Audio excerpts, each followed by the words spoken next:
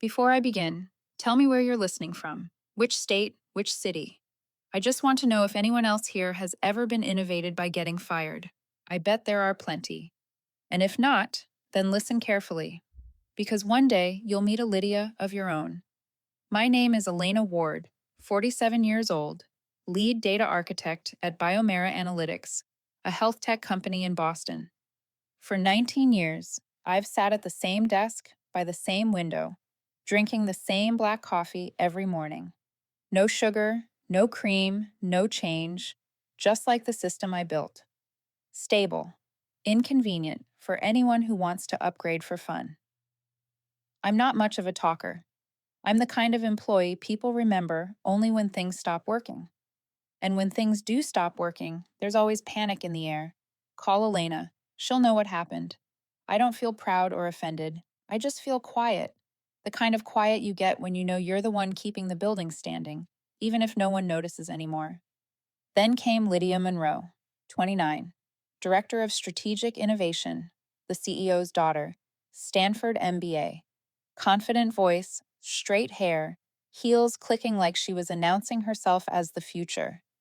She loved saying cloud and agile as much as other people say hello.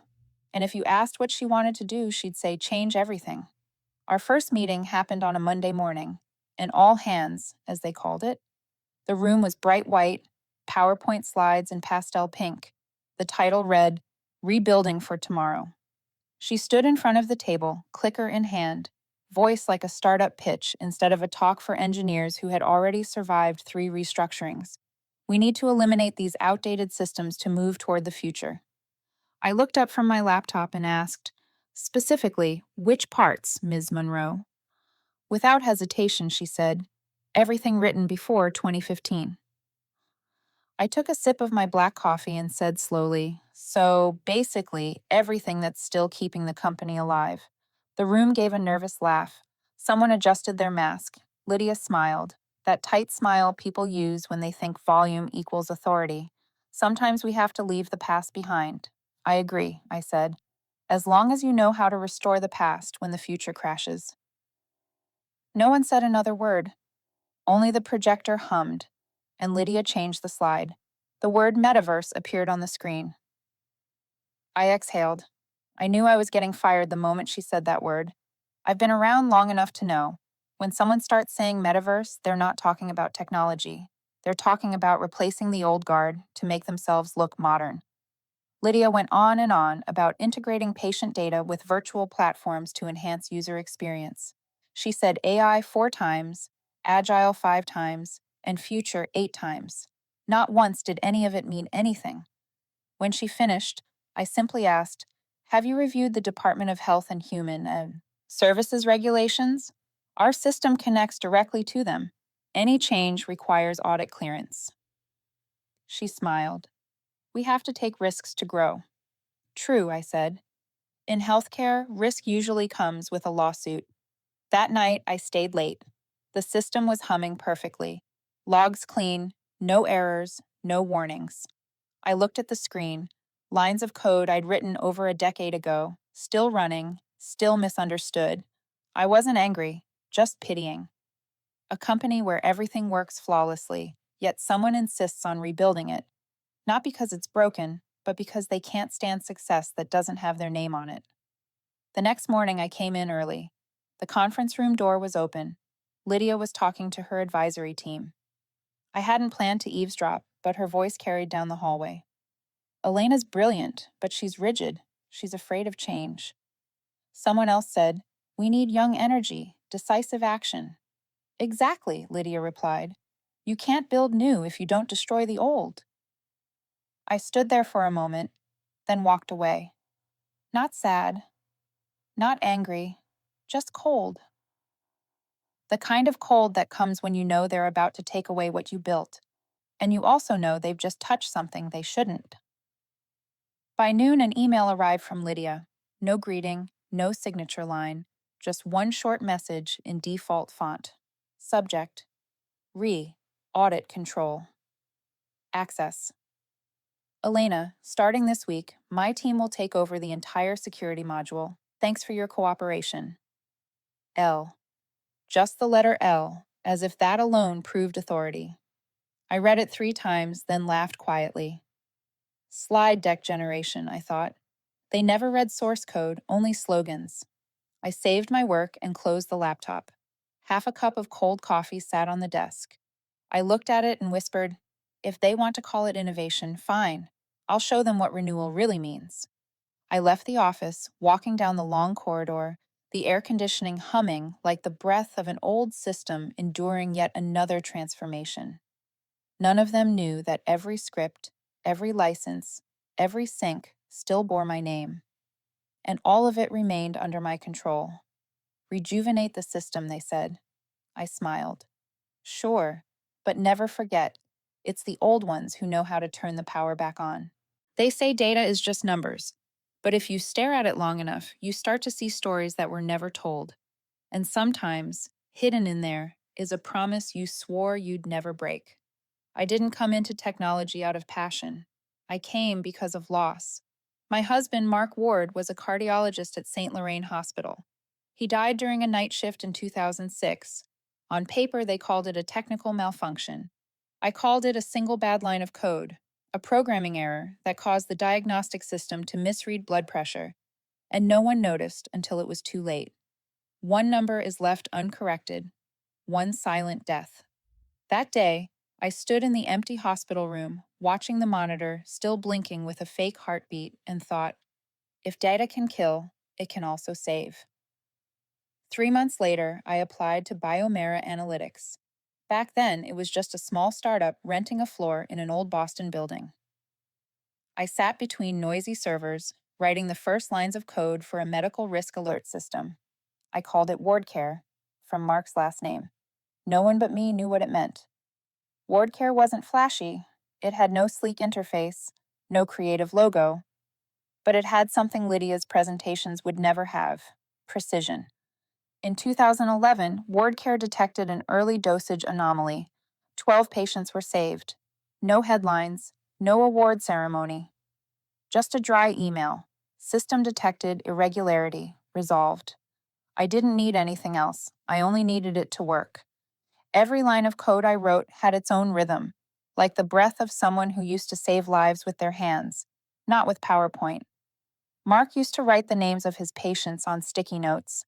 He never called them case numbers. He said, if we forget their people, we'll fail like machines. I remember that every time I touched the keyboard. WardCare wasn't just software, it was how I kept a promise to someone who died because of a system's mistake. I have a son, Caleb, 21, studying law at New York University. He's sharp, quick-witted, and has this habit of asking why about everything, something I know he inherited. The night Lydia sent the email transferring system control, Caleb called on FaceTime. On screen, he was surrounded by books, hair messy, a half smile on his face. You look tired, Mom. Office drama again? No drama. Just a girl who thinks slides are more powerful than data. That kind, huh? The type who says innovation 3 times and thinks she just saved the world? I smiled. I built software that saves lives, and they call it outdated. Why? Because sometimes people are afraid of things that remind them of their own mistakes. He went quiet. His eyes looked so much like Mark's. Deep, calm, a little sad. Caleb doesn't know I still keep my wedding ring in the drawer right next to the server access card, the only 2 things I never forget to carry. That night, I opened the system log. The screen showed, all systems are functional. WardCare was still running, silently, as always. It didn't need praise. I placed my hand on the monitor. It felt cold, smooth, and alive. Somewhere out there, someone was breathing because of a line I wrote. And Lydia, the one planning to restructure everything, had no idea. I pictured her looking at that tangled web of C++ and Java, no comments, no guide, something only I could read. I laughed softly. She'll probably call it WardCare 2.0, led by someone who's never read a single line of code. I never take revenge. I don't need to break systems to prove a point. But I believe in fairness, the kind that data believes in, no bias, no emotion. If someone tears apart what they don't understand, consequences will arrive on their own. Mark used to say, Technology isn't the problem. People are. I lost him because of one mistake like that. I won't let anyone else die in the name of innovation. People often ask why I've stayed at Biomera so long, through new CEOs, new slogans, and now a department of strategic innovation. I tell them, because WardCare is still here, and as long as it runs, I still have work to do.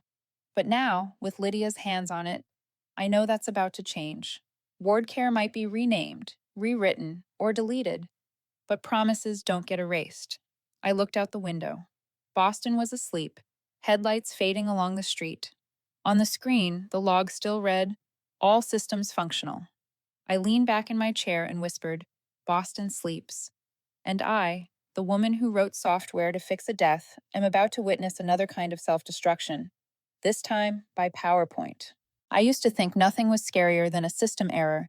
Then I sat through a meeting with pastel pink slides, Comic Sans font, and people calling it strategic innovation. That morning, the conference room on the 14th floor was blindingly bright. Lydia Monroe, Director of Strategic Innovation, began her presentation. She walked in with the confidence of someone fresh out of a leadership seminar, holding a clicker like a scepter, her smile wider than the marketing budget. The first slide appeared, Project Bloom, simplifying the National Medical Data System, pink background, a faded lotus logo in the corner. I thought if data ever developed feelings, it would sue us for turning it into abstract art.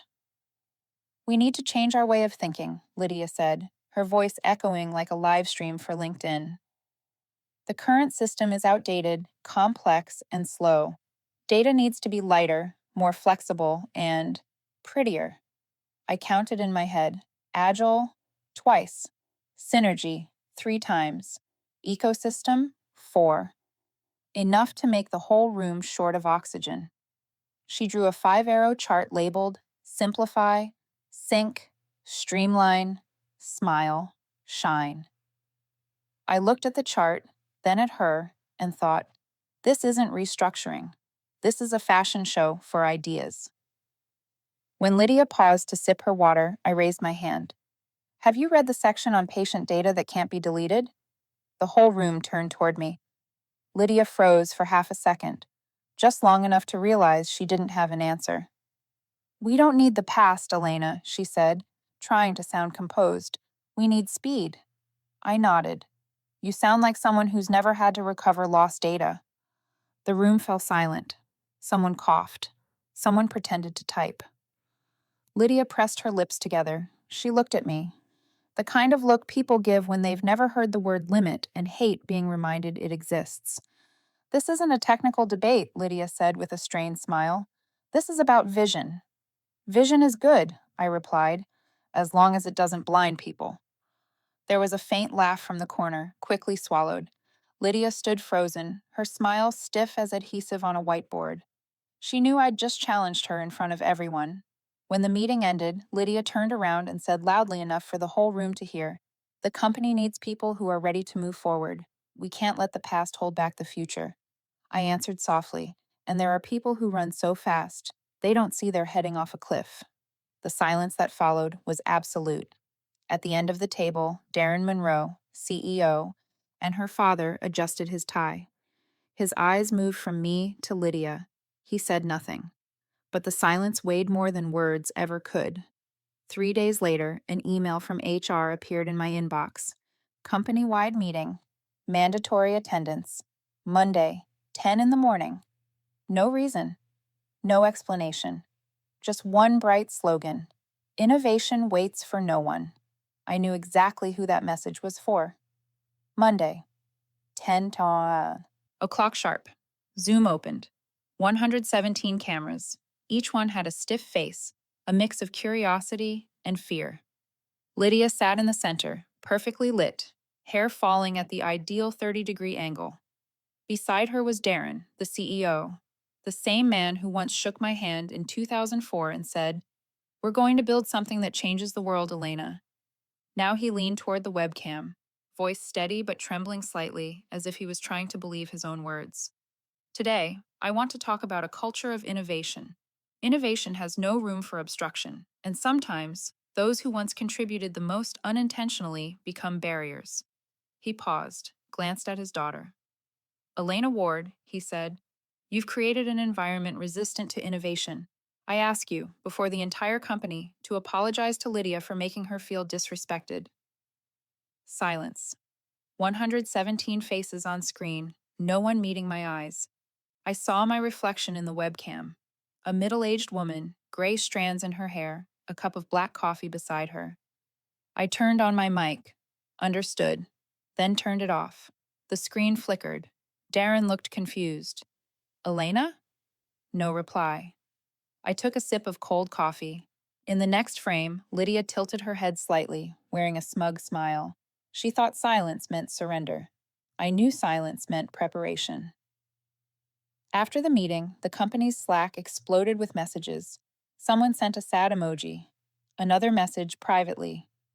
You were right. Just, please don't tell anyone I said that. The kind of support that only exists when no one's looking. I wasn't angry. I just found it funny.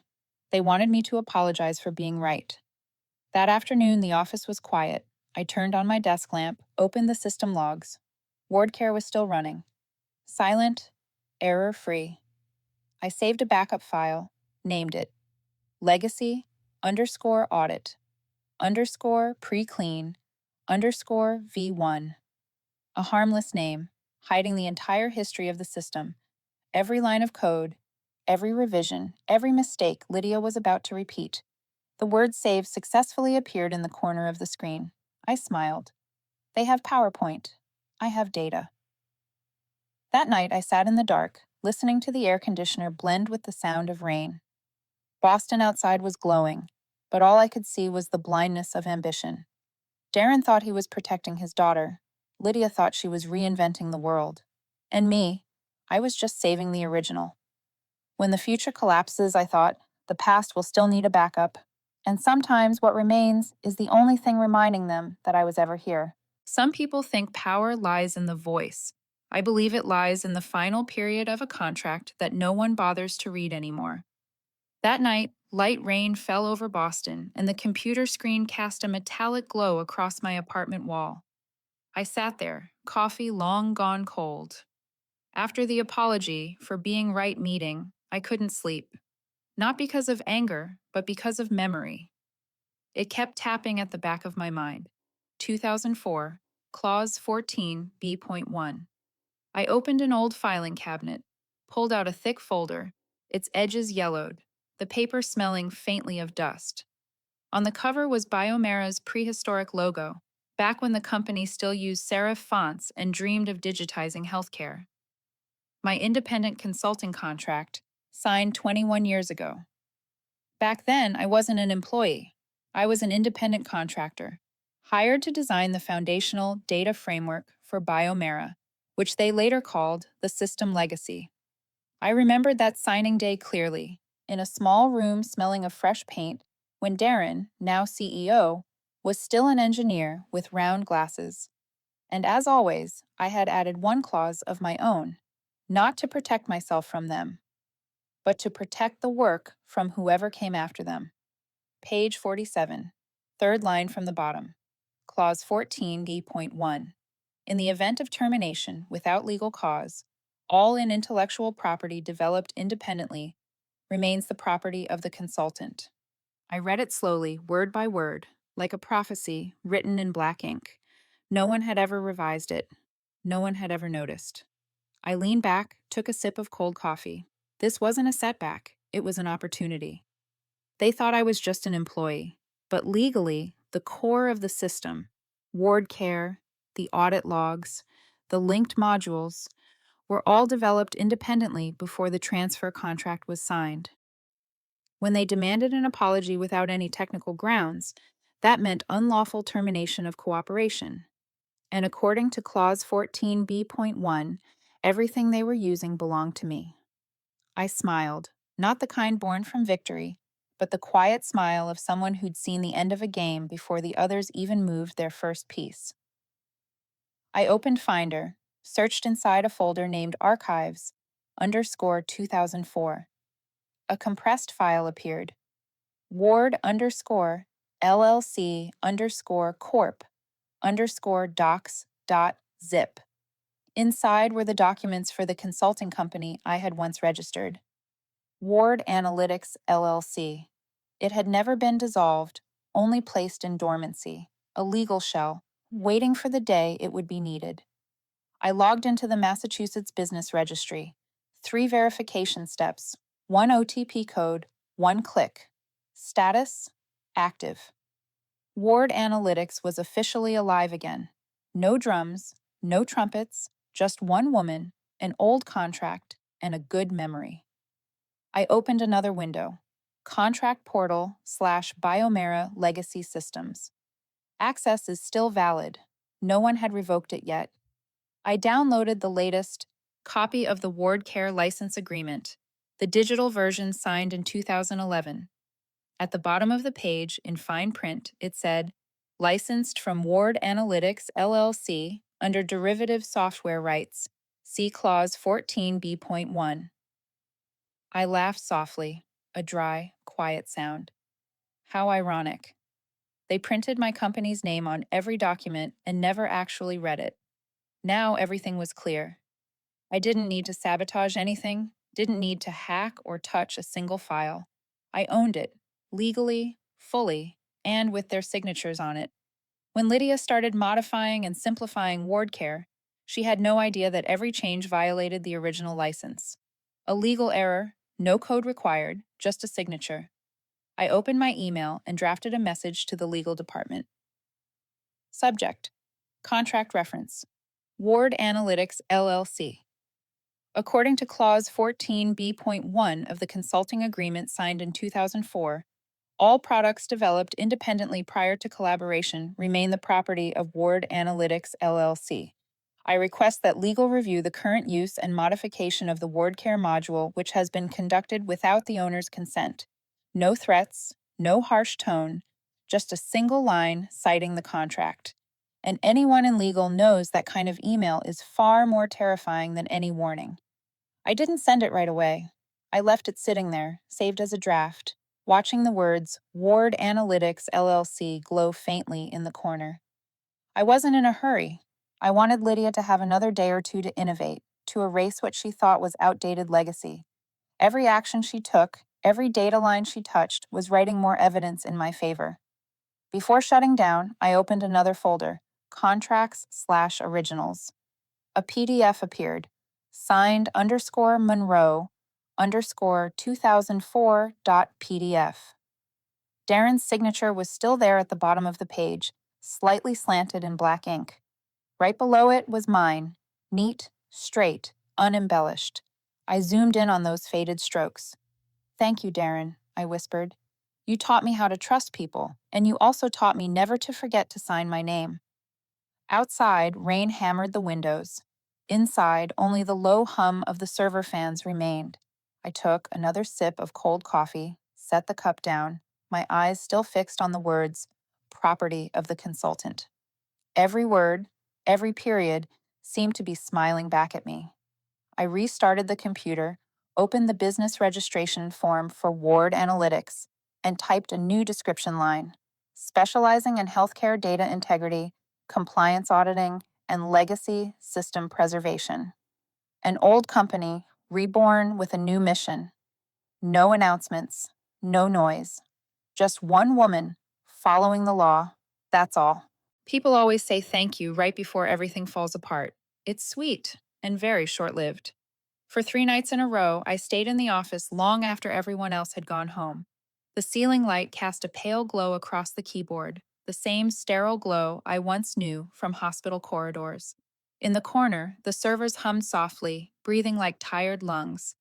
I began my work, not revenge, just reordering what already belonged to me.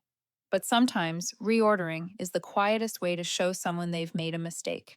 On the first night, I opened the WardCare license control panel. They still believed the system belonged to Biomera, but every single license was registered under Ward Analytics LLC.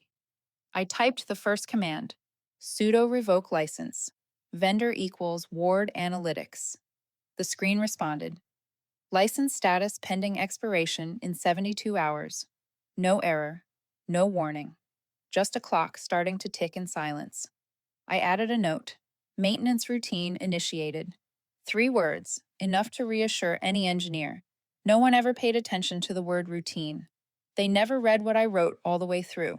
On the second night, I disabled the cloud synchronization streams.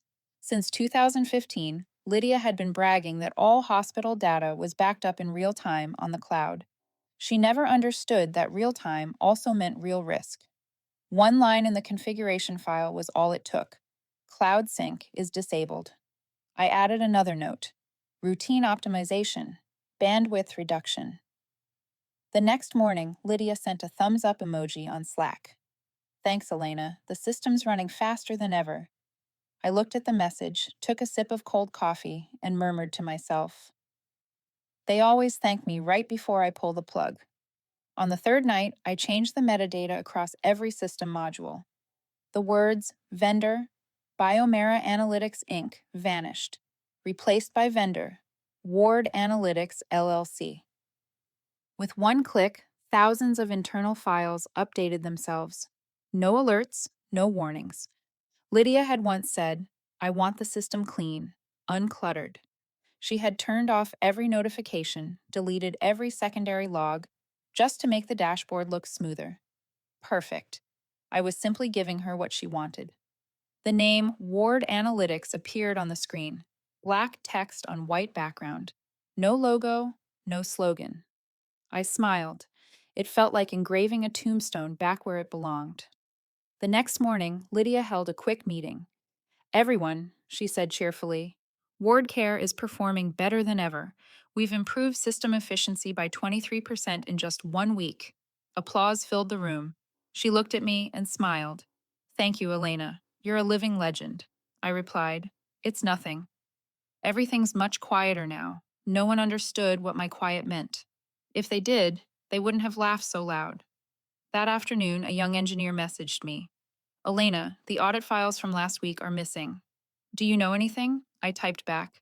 Maybe Lydia cleaned the dashboard. I'll check. Then I opened another tab and saw the entire log sitting safely in a private Ward Analytics storage directory, folder path proofs, /ownership, /14b1, timestamps, user access, ownership changes. All copied, neatly and silently. Everything I did was legal. No one could call it sabotage. I didn't delete anything, didn't alter anything, just restored it to the place the contract said it belonged. And if anyone asked, I only needed 3 words, under Clause 14, B.1. On the final night, I reviewed the progress. License expires in 36 hours. Cloud Sync is fully disabled. Metadata updated to reflect Ward Analytics ownership. I added the final note.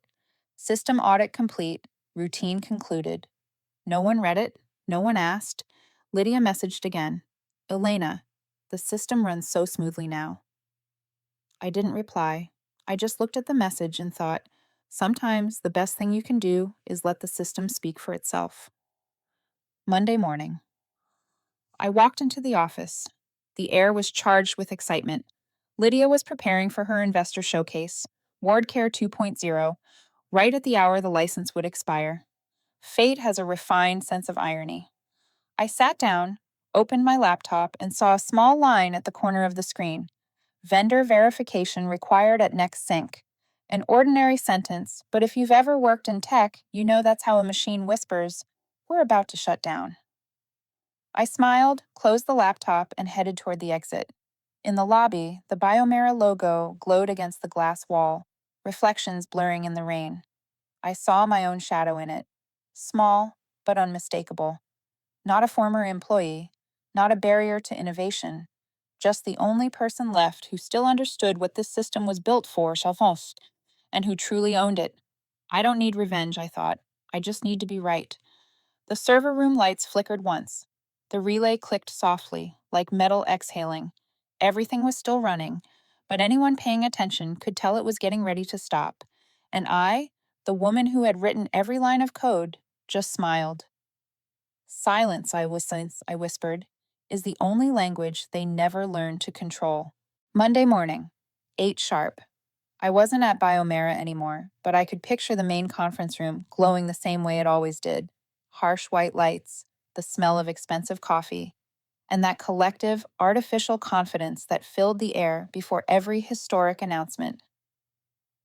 The company logo spun slowly on the big screen, as if waiting for a new era that I already knew would never come. Lydia Monroe, 29 years old, Director of Strategic Innovation, the CEO's daughter, stood at the center. Her hair was perfectly straight, her smile perfectly practiced, her voice steady and confident enough to almost sound real. Today, she said, we launch WardCare 2.0, the platform that will redefine how medical data operates. Applause filled the room. CEO Darren Monroe, her father, sat in the front row, eyes full of pride. 5 investors from New York smiled, expectant. Lydia took a deep breath and pressed the button labeled Launch Dashboard. The screen lit up, then black. A single white line appeared, cold and clear as a death certificate. License expired. Contact Ward Analytics, LLC. No one spoke. 3 seconds passed. Lydia's smile stayed, slightly frozen, her lips trembling just a little. Probably a network issue, she said quickly. Just a minute, I'll refresh. She hit F5. Nothing changed. The words stayed fixed, white, still, unyielding, like someone staring back at them from the other side of a contract they'd never bothered to finish reading. One investor tilted his head. Who's Ward Analytics? A young engineer whispered. Probably the maintenance vendor. A few nervous laughs, then silence. The lead engineer bent over his laptop, typing furiously. The server's still running, he said, but every license key returns error 403. Darren asked, What's 403 mean? It means access revoked. The system can no longer authenticate with the vendor. Which vendor? Ward Analytics LLC, sir. The air froze. Lydia forced a smile. Maybe it's a contract expiration. I'll call Elena. My phone buzzed. I sat in my small South Boston apartment, morning light spilling through the window onto a steaming cup of coffee. On the speaker, Chet Baker's Autumn Leaves played slowly and warmly. My laptop screen read, License expired successfully. Ownership verified by Ward Analytics, LLC. I let the phone ring 3 times, then flipped it face down. Nothing's broken, I said softly. It's just that the illusion ran out of oxygen. At Biomera, chaos spread faster than any virus they'd ever studied. Did we lose all the data? Someone shouted. No, said an engineer. The data's still there. We just don't have the key to open it. Then who does? No one answered. Darren looked around the room that minutes ago had been full of confidence. Now only the projector's hum filled the silence, like a dying breath. Call legal, he said. Now. A new email appeared in the company's inbox. From Ward Analytics, LLC. Subject, Proof of Ownership, Clause 14. B.1. Content. At the request of legal representation, all modules developed by Ward Analytics are temporarily suspended for third-party licensing. Please contact us to renegotiate access.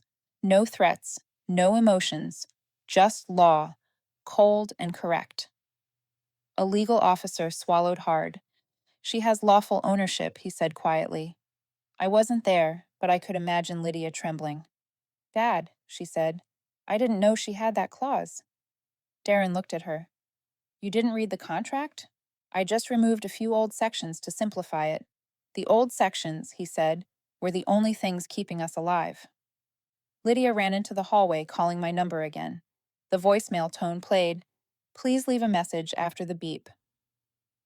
Elena, she said hurriedly, I'm sorry. I didn't mean for this to happen. Please, talk to me.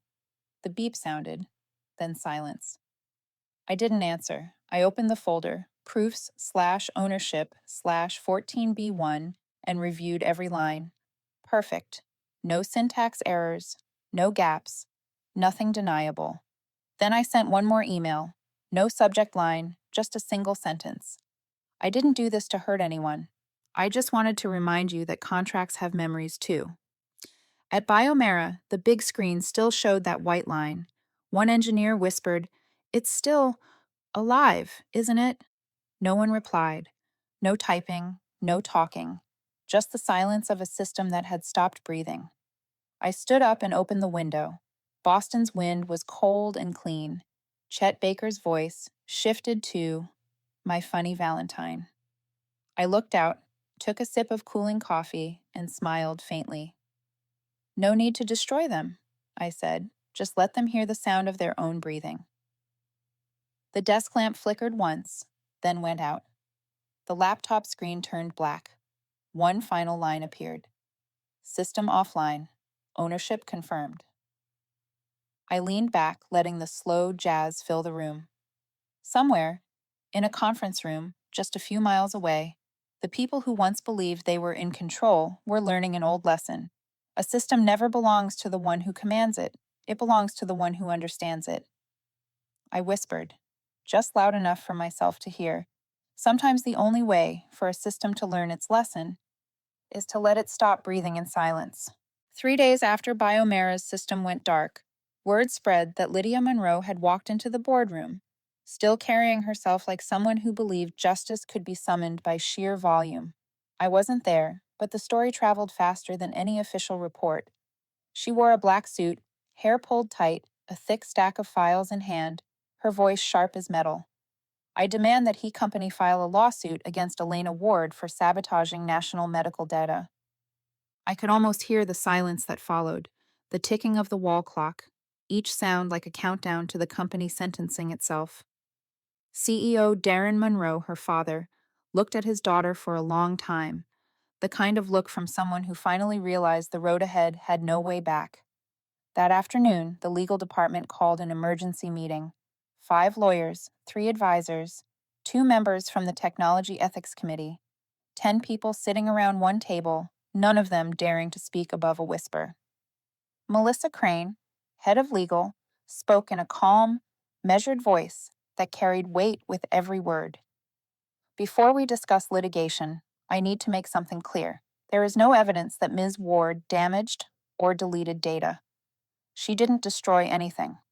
She merely revoked access licenses, exactly as permitted under the 2004 contract. I read that line later in an internal email forwarded by an old colleague. Lydia had fallen silent, as if someone had just hit mute. "What?" she asked. Melissa turned a page, tapping a highlighted line. Clause 14b.1. If cooperation is terminated without legal cause, all intellectual property developed independently remains the property of the consultant. Ward Analytics is the consultant. Ms. Ward simply activated that clause. The room went dead quiet. Someone cleared their throat. Someone else tapped a pen against the table, desperate for a sound to fill the fear. A young attorney finally spoke. "No illegal action occurred. We dismissed her without cause. She acted entirely within her rights, and very intelligently." Darren's voice was hoarse. "So we can't sue her?" Melissa replied, concise and cold. "Not only can't we, but she could countersue. And if she does, we'll have to disclose every compliance violation since 2018. Lydia turned toward her father, voice breaking. "Dad, there must be another way." She just followed the law," Melissa cut in. "And you, Ms. Monroe, deleted the only piece of memory keeping this company standing." No one spoke again. The air felt like concrete. The bad news spread quickly. The quarterly audit couldn't be submitted. 3 hospitals suspended their partnership. Shares dropped nearly 20% in 2 days. During an emergency board session, member Thomas Keene muttered, "We fired the person holding the keys to the vault." They said Lydia was standing nearby, her face pale. No one needed to look at her to know who he meant. That night, she sat, alone in the empty conference room, watching the news scroll across her laptop. Biomera faces an intellectual property crisis. Each headline cut into her polished MBA confidence like paper blades. She whispered to herself, "I just wanted to make things new." Melissa entered quietly, setting a cup of tea on the table. Her tone was gentle, but her words weren't. "And you did," she said. It's just that what you renewed was a consequence. Lydia looked up, eyes red. I didn't mean to. No one ever means to when they burn a house down, Melissa said. But the fire still burns. At that same hour, in my small apartment, the kettle whistled. I poured tea, not checking the news, not opening social media. On the table lay the Boston Herald, headline bold and heavy: Biomera under internal investigation for contract violations. I folded the paper neatly and set my teacup on top to flatten it. A new email blinked on the screen. From Melissa Crane. Elena, legal review is done. You've won. Not because you moved faster, but because you read every line. I read it, then smiled faintly. Won. The word sounded hollow. I never saw this as a contest. I just thought someone had to finally take responsibility for the arrogance sold as innovation. 3 days later, Lydia returned to the office. No white blazer, no red lipstick. She knocked on her father's door, hands trembling as she held out a sheet of paper. Dad, she said, I need to apologize. Darren just looked at her, saying nothing. Not to you, she added softly. To her.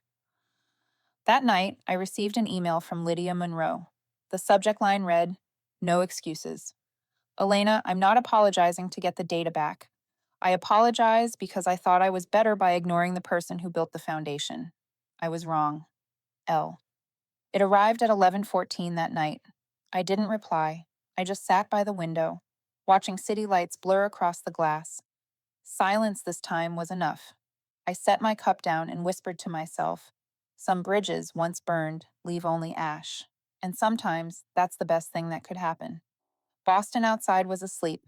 I closed my eyes, listening to the wind brush past the old buildings, where justice never needed to scream to be heard. True satisfaction, I thought, doesn't come from watching someone fall. It comes from the moment the arrogant finally learn how to bow. 3 weeks after the WardCare shutdown, word came that Biomera had issued an internal statement over 300 words long, written like administrative poetry, read like an apology, wearing a suit. To reignite internal creativity and optimize human resources, it said, Ms. Lydia Monroe will temporarily transition to the position of internal strategic research to better utilize her expertise in a more suitable environment. A polished way to say she'd been sidelined. Her new office, according to an old colleague, was on the third floor, right next to the records archive. No windows, no meetings, no assistant. On her desk sat an old laptop and a nameplate that read, Strategic Research Consultant. Temporary. The word temporary italicized, as if trying to escape its own plaque.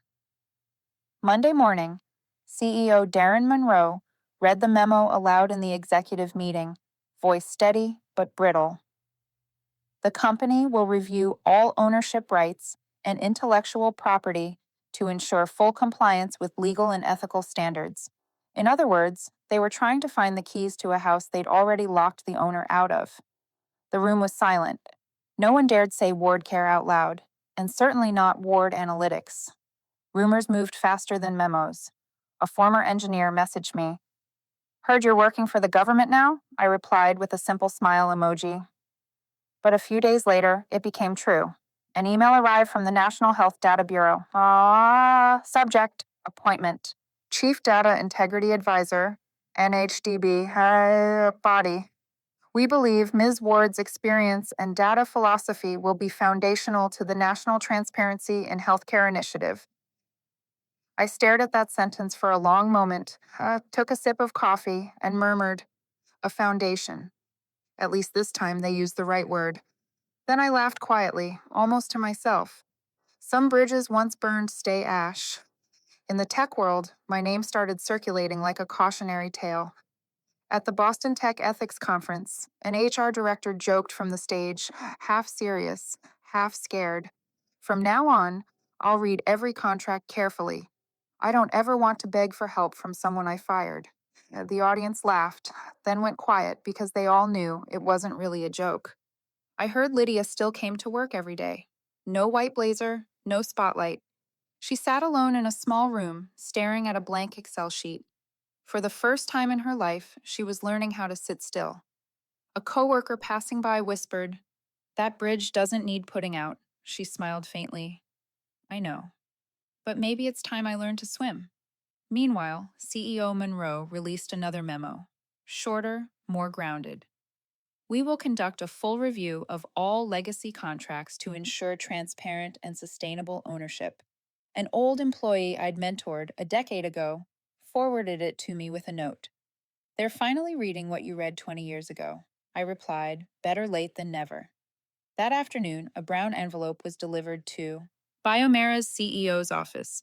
No sender listed. Inside was a single white page printed with one line. The system didn't collapse because of a technical failure. It collapsed because of arrogance. EW. No threat, no anger, just a truth. Printed cold on white paper, easy to read, just like the ones they'd ignored. I'd move closer to the ocean. Each morning, I brewed coffee, opened my laptop just to hear the familiar hum. Not to work, just to listen. On the table lay my new business card, Elena Ward, Chief Data Integrity Advisor, NHDB. I looked at it and smiled. Funny, they used to call me a legacy system. Now they call me the standard. One night, Caleb called. "Mom, I read that people are calling you the last honest architect." I laughed. "I just did what was right, sweetheart." He replied, "Yes, but you did what was right when everyone else chose what was easy." Weeks later, during a small seaside gathering, a new colleague asked, "If you ever had the chance, would you go back to Biomera?" I took a sip of wine, watching the sky turn darker over the waves. No. Some bridges burn for a reason. They stay there to remind us not to take the same road twice. The sea wind carried the scent of salt, and the sound of waves pressed softly against the shore. On my laptop, a small notification appeared. New session. WardCare advisory. Connected. I smiled. Not revenge, just moving forward, on the ashes I chose to leave behind. Then I looked into the camera, my voice steady and low. If you're listening to this story, tell me where you're tuning in from. And if anyone's ever called you outdated, remember this. You might just be the one still holding the power switch. I turned off the camera, but the waves kept sounding in the background, not the sound of an ending, but the steady rhythm of freedom breathing. Monday morning, my last one at Biomera. I walked into the office that had once been the heart of a data system I'd lived with for 19 years. The room was empty now, filled only with the cold glow of monitors and the faint smell of stale coffee left in a chipped ceramic cup. I packed my things, a notebook, a pen, a few folders, and that same old cup. Everything fit into one small box. My desk looked bare, like I'd never existed there at all. Caleb stood by the door, watching quietly. "You know," I said, "sometimes winning isn't about staying, it's about knowing when to go." He paused, then asked, "Aren't you sad, Mom?" I smiled. "Sad? No." I finished my part. The rest is just dust. That night, I sat in my small South Boston apartment. The city lights flickered outside, while inside, the only light came from the soft yellow of a desk lamp. On my laptop, a folder appeared. Final Archive. I opened it. Lines of code scrolled across the screen like the final breaths of an era long gone, a time when I used to write side by side with Mark, my late husband. I dragged the file into the trash. Delete. No triumph, no grief, just the quiet feeling of exhaling something I'd carried too long. I took a handwritten page titled WardCare, Original Framework, and placed it in the fireplace. The paper curled, folded, then turned to ash. I watched the flame and listened to the crackle of wood. It sounded like the old system gently closing itself down. Peaceful. Right. I turned on the camera. No studio light, no background, no makeup, just me and a cup of cold coffee. I looked straight into the lens. If you've ever been forced to apologize for being right, remember, silence isn't weakness. Sometimes it's just you clearing the table for the next course. I took a sip and continued. I used to think work defined who we are. Then one day I realized it's how we leave that tells the truth. I spoke not as a winner, but as someone who'd seen the whole story unfold. I didn't destroy the system. I simply let it collapse under the arrogance of those who forgot data means life, not numbers. I didn't need revenge. I just took back what was mine, what they once dismissed. I smiled, a quiet, sharp smile. People say I stayed silent too long. Maybe. But the silent ones are the only ones who can hear the sound of foundations cracking. I lifted the chipped ceramic cup toward the camera. This cup has been with me since my first day at Biomera. Everyone told me to throw it away. I kept it because it still does the only thing that matters. It keeps things warm. People don't have to be flawless. They just have to be real. I drew a slow breath, then spoke softly, almost like a whisper. If you're still listening, tell me where you're tuning in from. I like hearing stories of people who left at the right time, those who didn't need to win, only to be at peace. Behind me, Chet Baker's saxophone began to play, soft and low. I let the wall music fill the silence because some stories don't need explanations. If you've ever chosen silence over argument, walked away instead of clinging on, kept your dignity instead of fighting back, congratulations. You understand me. Because revenge isn't when they fall, it's when you rise without needing them to see it. The screen light reflected in my eyes. They once called me outdated, but when the system fell, they called me the foundation. And that maybe was the only apology I ever needed. I paused, nodded gently. Some bridges once burned stay ash. And that's all right. I set the cup down. The soft clink sounded final, like a period at the end of a long sentence. The screen faded to black. Across the darkness, one line appeared. Power doesn't always roar. Sometimes it exhales. I turned off the camera and leaned back. The firelight danced against the wall, moving softly. Outside, Boston hummed. As always, but inside, everything was still. They don't need to know I was right, I murmured. It's enough that I know I wasn't wrong. I smiled, eyes closed. The fire crackled, like someone clapping quietly in the dark. Then I looked at the camera one last time. If you love stories of quiet revenge, where good people don't have to shout to win, subscribe. I'll tell you the next one. Just as cold, just as bright, just as true. I smiled again, the smile of someone who's been through the storm and still speaks gently. And if you've ever walked across a burned bridge, don't regret it. Maybe the light you see ahead comes from that very fire. The screen dimmed. One final line appeared. WardCare.